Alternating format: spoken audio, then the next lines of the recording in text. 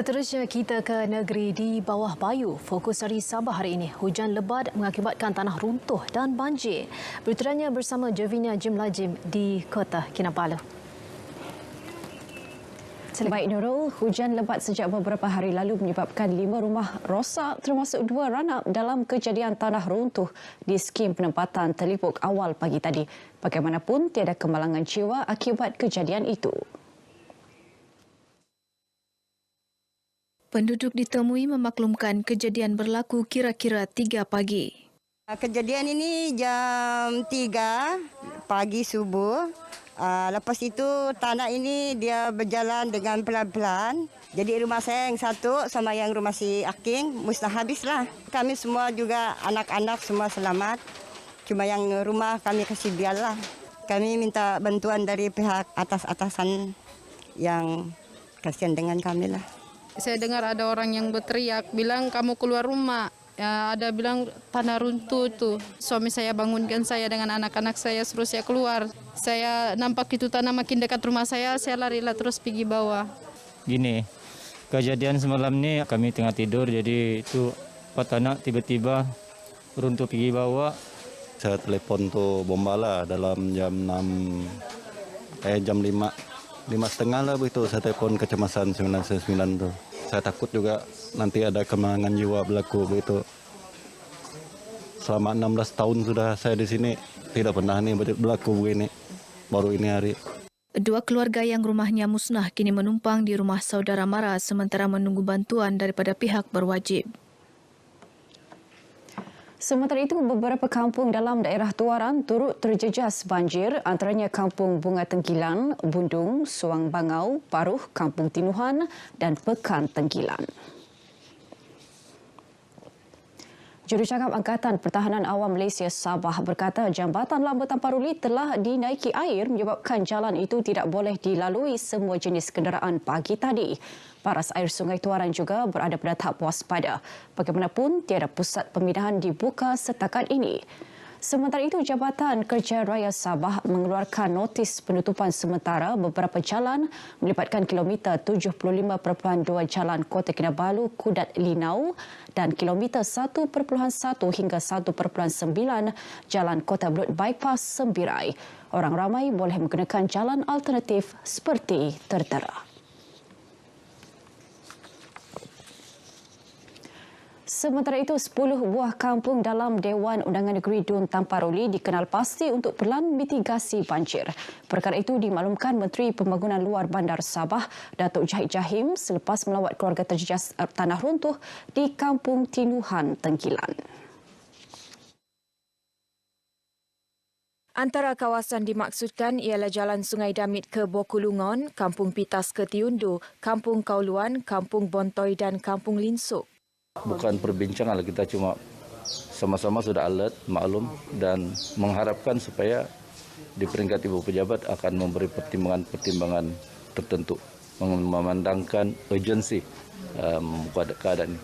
Mengenai keluarga yang terpaksa berpindah setelah tiang rumah mereka patah, Datuk Jahid memaklumkan akan membantu keluarga berkenaan mendapatkan rumah Program Perumahan Rakyat Termiskin PPRT. Saya pun tidak sedar lagi. Yang pukul 5 lebih kurang jam 5 gitu. Dia tiba-tiba runtuh. Lagipun sudah runtuh, elektrik tiada semua. Tu budak saya cari tiada. Saya macam terkejut lah, terbang semangat kan, habis tidak bersuara sudah. Susulan kejadian hujan batu di Kampung Tinusa 2 Sandakan petang semalam, penduduk ditemui berkata kejadian itu adalah yang pertama kali berlaku di kampung tersebut.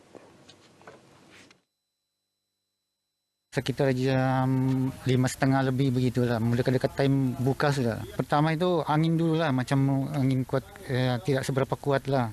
Lepas tu hujan lah, bercampur sudah lah sama itu. Hujan ais batu punya. Pertama dia bunyi petir kuat, yang petir tu kuat, dia punya kilat pun lain. Lepas tu bunyi yang atap tu kan, yang cing tu kena hujan tu macam lain dia punya bunyi, macam kuat betul. Macam yang dilempar pakai batu. Sekali kami tengok yang keluar tu kan, dia ada macam hujan tu ada campur ais batu. Peristiwa kemarin itu kan yang kita alami itu kan macam peristiwa yang pertama kali terjadi di Kampung Tinusa 2 ini.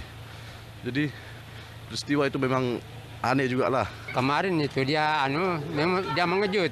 Terus datang itu yang macam puting beliung, bah. Ya, kali dia saya terus ajan begitu, terus dia turun itu ais itu yang besar-besar itu. Atap saja yang dua lubang lah. Berlubang lah.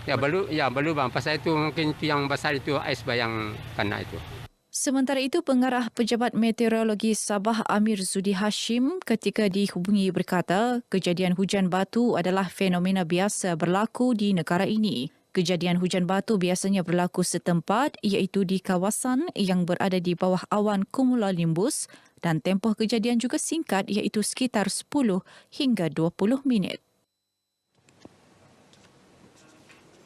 Jabatan Kesihatan Negeri Sabah JKNS akan berbincang dengan Jabatan Pendidikan Negeri ini bagi mengadakan kunjungan lanjutan ke setiap sekolah ke arah meningkatkan kadar pemberian vaksin kanak-kanak.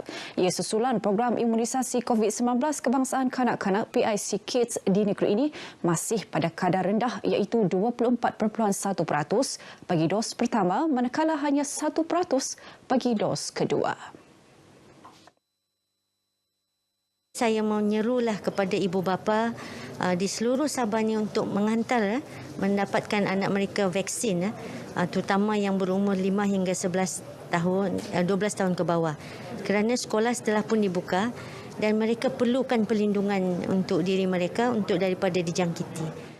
Pengarah JKNS Datuk Dr. Rosnani Mudin ditemui media sempena program ziarah Ramadan JKNS anjuran bersama Hospital Pitas, Persatuan Kebajikan Islam Perubatan Sabah Perkips Negeri dan Perkips Cawangan Pitas. Sempena program ini, Datuk Dr. Rosnani menzahirkan penghargaan kepada kaki tangan hospital yang telah bekerja keras selama 2 tahun menangani pandemik COVID-19 dan berharap mereka meneruskan usaha murni memberikan perkhidmatan terbaik untuk rakyat. Terdahulu, beliau turut mengadakan lawatan ke beberapa unit di hospital berkenaan. Kejayaan negara menangani penularan COVID-19 hasil pelbagai program dan tindakan proaktif dilaksana kerajaan. Pada masa sama, kepatuhan rakyat kepada prosedur operasi standard SOP ditetapkan menyumbang kepada kejayaan tersebut selain menjayakan program imunisasi COVID-19 kebangsaan.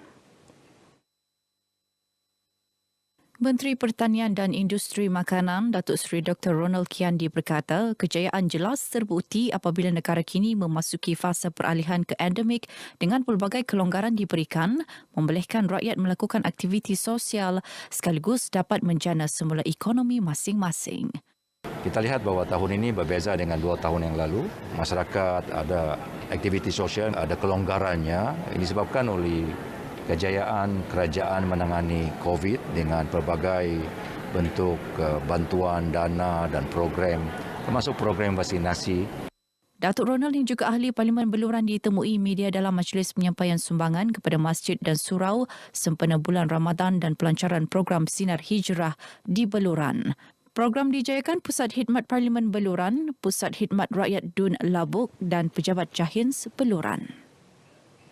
Orang ramai diminta patuhi prosedur operasi standard SOP semasa mengunjungi Bazar Ramadan. Menteri Kerajaan Tempatan dan Perumahan Negeri Datuk Seri Panglima Masidi Manjun berkata, semua Bazar Ramadan di Sabah dibenarkan menguatkuasakan SOP masing-masing dalam usaha menangani penularan wabak COVID-19. Pada akhirnya yang menentukan jaya atau gagalnya kita mengawal penularan ini ialah kita sendiri, iaitu masyarakat, ya. Jadi cukuplah penting untuk masyarakat sendiri memainkan peranan. Datuk Masidi berkata demikian selepas menghadiri majlis berbuka puasa dan penyampaian zakat anjuran kumpulan khazanah Sabah di Pusat Konvensyen Antarabangsa Sabah, Kota Kinabalu. Sehubungan itu, Datuk Masidi menasihatkan masyarakat agar terus memainkan peranan dalam mematuhi SOP sebagai sumbangan mereka menjayakan misi untuk melawan COVID-19. Dalam majlis ini, kumpulan khazanah Sabah turut meraihkan anak-anak yatim dari tuaran. Baik, sekian berita dari negeri di bawah bayu. Keluarga Malaysia lengkapkan vaksinasi anda dan anak-anak. Baik, seterusnya kita kembali ke Angkasa Puri bersama Nurul. Terima kasih Jovi atas perincian itu.